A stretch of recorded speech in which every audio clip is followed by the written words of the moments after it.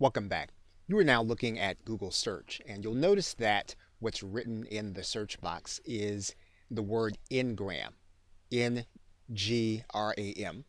And if you click that link, the very first result, it's going to take you to Google Ngram Viewer. Now, what Google Ngram Viewer does is it shows you the popularity of a phrase in published books from 1800 to 2000. And so what it does is it really gives you an indication of how popular an idea really is.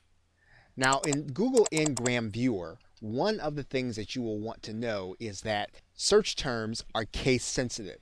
So that if you write in a search term and you put in a capital letter, it's going to give you a different result than if you put in one with lowercase letters. For example, if we were to write in the word orange and we were to search books from 1800 to 2000, we would see one term. However, if we were to change this term to one with capital letters, we're going to see a totally different trend. And so this is a good way of being able to get insight on the popularity of a term. Now, this is one of those cases where if you start using modifiers, you're going to find different search results. So if you were to take your cheat sheet and you were to use some of the modifiers, you'll see a totally different term if we were to subtract all of the instances where there was Florida. So what we did was we looked at the term orange without the term Florida with it. Now, if you wanted to use the chart in your marketing, one of the things that you can do is you can actually embed the chart. So in this particular case, what we're going to do is we're going to click Embed Chart. That's going to give you an HTML code that you can actually cut and copy and put inside of your website.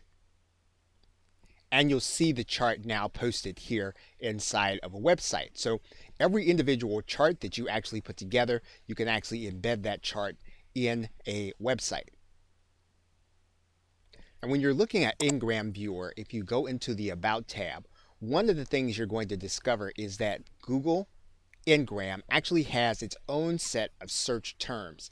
And so you want to make sure that not only are you using the search operators that were discussed in the first video, but that you also look specifically at those that are going to work inside of Google Ngram search. Now, although the search is limited to 2000, you can actually limit the search even more if you want to write in a smaller subset.